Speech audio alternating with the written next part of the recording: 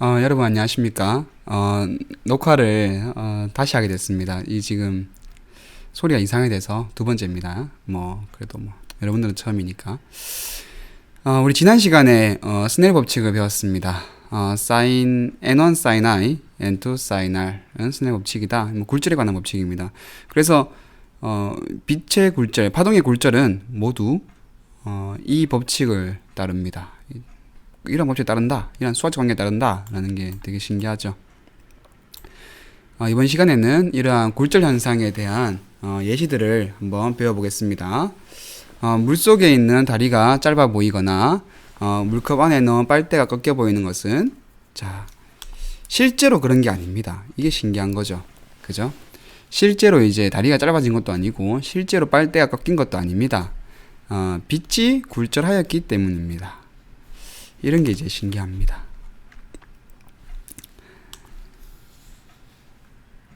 우리 생활 주변에 어떤 것들이 있냐 하면 바로 어항 속에 물고기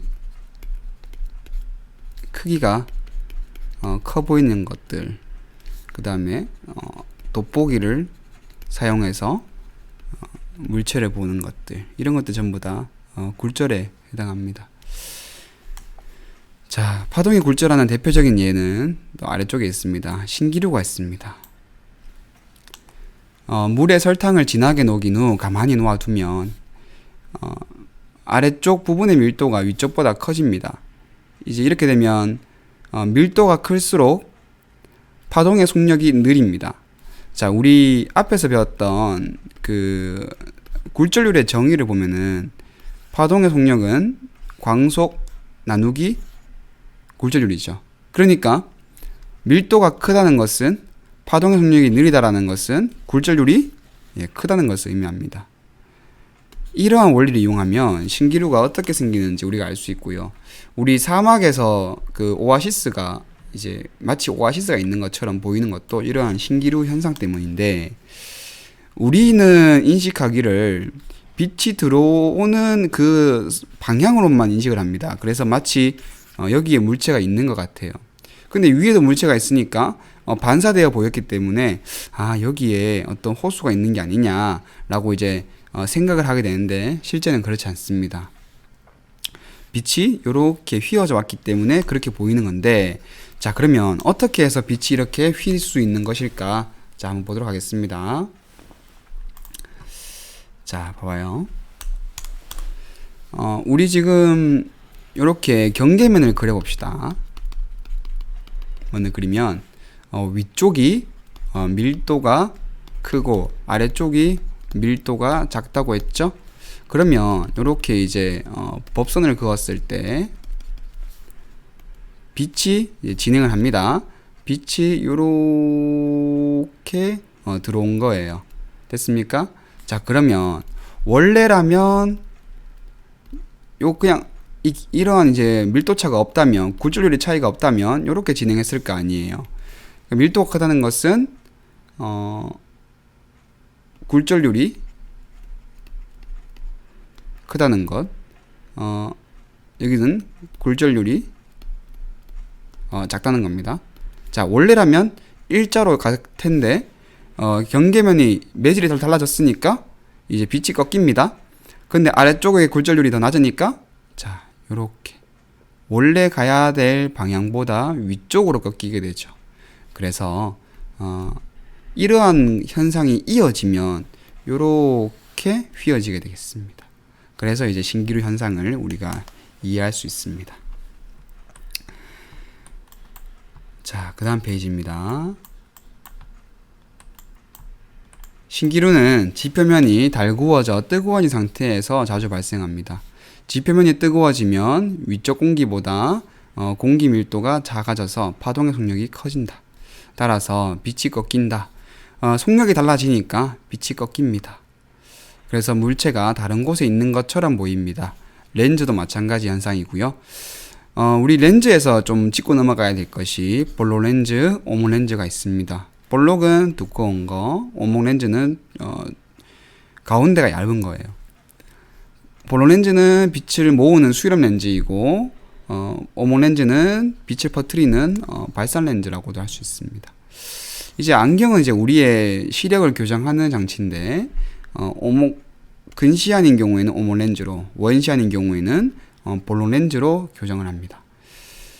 뭐 카메라 현미경, 망원경들도 전부 다 이제 이러한 그 렌즈의 조합인데 DSLR의 경우에는 이러한 렌즈들이 뭐 현미경인 경우, 망원경인 경우에 이러한 렌즈들이 들어가 있습니다.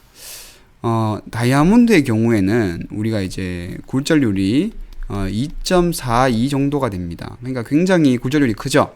그 말은 빛의 속력이 매우 느려지게 됩니다. 자, 적어봅시다. 약 2.42배 정도 느려짐 따라서 굴절이 나타납니다. 속도 차에 의한 굴절 차가 되겠죠. 굴절이 납니다. 자, 이제 이번 시간에 배울 주된 내용 전반사에 대해서 배워봅시다. 자, 전반사의 원리를 이용한 광통신의 과정을 알아보자인데 뭐 뉴턴에 대한 뉴턴의 시그니처죠. 사과인데 이제 뭐 다르다. 뉴턴 생각과는 다르다. 뭐 이런 겁니다. 자, 봅시다. 빛이 진행할 때 성질이 다른 매질을 만나면 일부는 반사하고 일부는 굴절합니다. 자, 경계면에서 일부는 반사, 일부는 굴절한다 라는 건데, 자, 만약에 물에서 공기로, 즉 굴절률이 큰 곳에서 굴절률이 작은 곳, 우리 굴절률이 큰 곳을 밀합 매질, 굴절률이 작은 것을 소합 매질이라고 하는데, 밀에서 소로 입사할 때는 어떻게 진행할까? 자, 한번 알아봅시다. 이 실험은 우리가 수업 시간에 잠깐 보여줬죠. 그죠? 그래서 요거는 이제 넘어가도록 하겠습니다. 빛이 물에서 공기로 입사할 때도 일부는 반사하고 일부는 굴절하는데, 자, 이때 굴절률이 공기보다 물이 더 큽니다. 그래서 자, 입사각보다 굴절각이 더 크다. 자, 보면 입사각은 요만큼인데 굴절각이 이만큼으로 더 크죠. 입사각을 점점 크게 하다 보면 어느 순간 굴절각이 90도가 되어서 더 이상 굴절할 곳이 없는 지점이 생겨요. 자, 그렇게 되면 굴절할 데가 없기 때문에 이제 물리적 현상이 바뀌게 됩니다. 급격하게 물리적 현상이 바뀌는 것을 우리는 크리티컬 포인트, 임계점이라고 하고, 우리는 이때 각도를 임계각이라고 합니다. 임계각입니다. 그래서 이제 입사각이 임계각보다 크면 굴절에 진행한 빛은 사라집니다. 왜냐하면 더 이상 굴절할 데가 없거든요. 그래서 이와 같이 반사만 일어납니다. 이 현상을 우리는 전체 반사, 전반사라고 합니다. 여러분들 임계각이 크면요.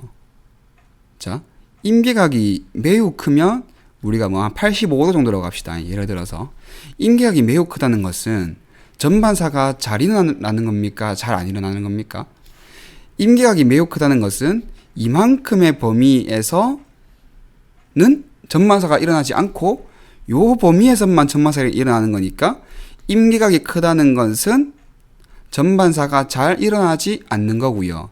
자, 임계각이 작으면요. 임계각이 만약에 요만큼이라고 합시다. 임계각이 작다는 것은 이만큼의 범위에서 전반사가 일어나는 거니까, 예, 임계각이 작다는 것은 전반사가 잘 일어난다라고 할 수 있습니다. 전반사가 잘 일어난다, 잘 일어나지 않는다, 뭐 이렇게 접근하는 게 더 좋아요. 더 감각적이죠. 굴절률이 n인 물에서, 자, 이거는 이제 뭐 스넬 법칙을 적용시킨 것인데, 뭐 이렇게 쓸 수 있습니다. 스넬 법칙을 그대로 쓰면요, 굴절의 법칙, 스넬 법칙에 의해서 다음과 같이 나타날 수 있고, 일반적으로 뭐 공기인 경우에는 우리가 이렇게 표현할 수 있겠죠. 그래서 이렇게 쓸 수 있습니다. 이제 밀에서 소에서 이제 밀합 매질에서 소합 매질로 이제 입사를 하게 되는데, 빛이 또는 뭐 파동이 이렇게 입사를 하는데, 이 둘의 차이가, 그 매질의 차이가 매질의 성질이 다르면 다를수록 이 값은 1보다 매우 작아지게 되겠죠. 반대로 이 둘의 매질의 성질이 비슷하면 비슷할수록 이 값은 1이 되겠습니다. 자, 이 값이 비슷하다. 그러니까 1이 된다는 것은 임계각이 매우 커진다는 것이고, 그 말은 전만사가 잘 일어나지 않는 겁니다.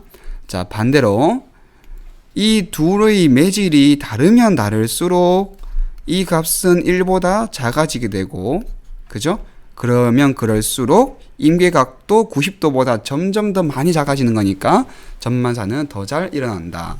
자, 그래서 우리가 결론 내릴 수 있습니다. 매질이 다르면 다를수록 전만사는 더 잘 일어납니다.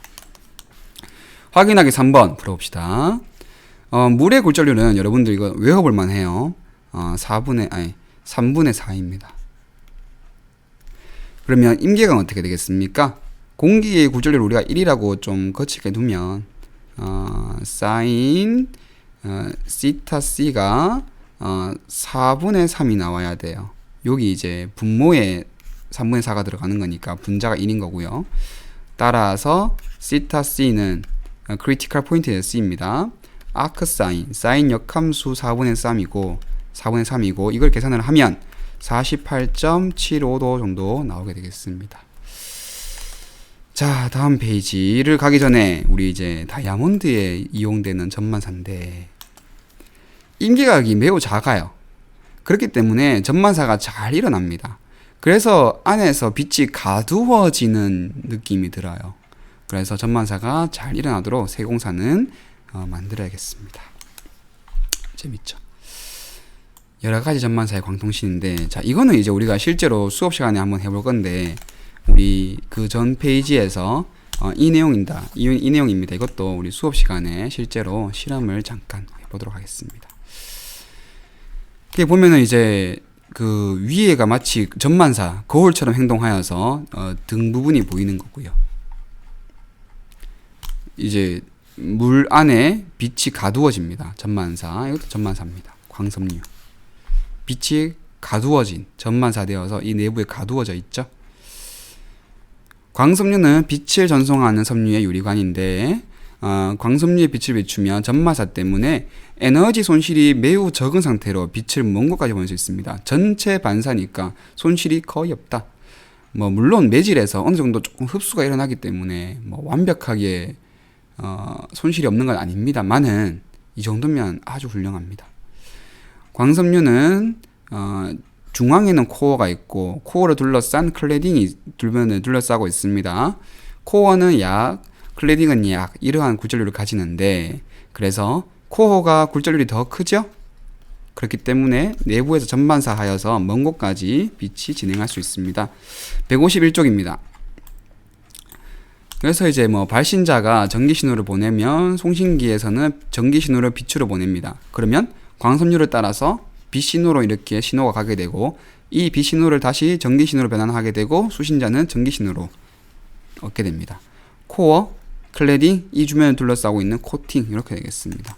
이게 이제 광섬유의 구조인데, 우리가 이러한 것을 이용하면 이거 이제 광통신 방금 이야기했던 것의 순서이고, 이러한 광통신을 이용하게 되면은 먼 곳까지 정보를 정확하게 보낼 수 있어요. 그래서 원거리 통신에 유용하게 쓸 수 있고요. 물론 이제 조금 흡수되어서 흐려지는 부분이 있는데, 이런 것은 중간에 증폭기를 이용합니다. 광섬유를 이용하면 우리는 내시경을 통해서 이제 개복하지 않고도 수술을 할 수가 있고요. 그 다음에 개복하지 않고도 몸속을 관찰할 수가 있습니다. 요즘에는 또 하수구가 막혀 있을 때도 이런 내시경을 써서 하수구를 뚫기도 합니다. 자, 여러분들 우리 이렇게 해서 이번 시간에 전반사까지 배웠습니다. 자, 수고했습니다.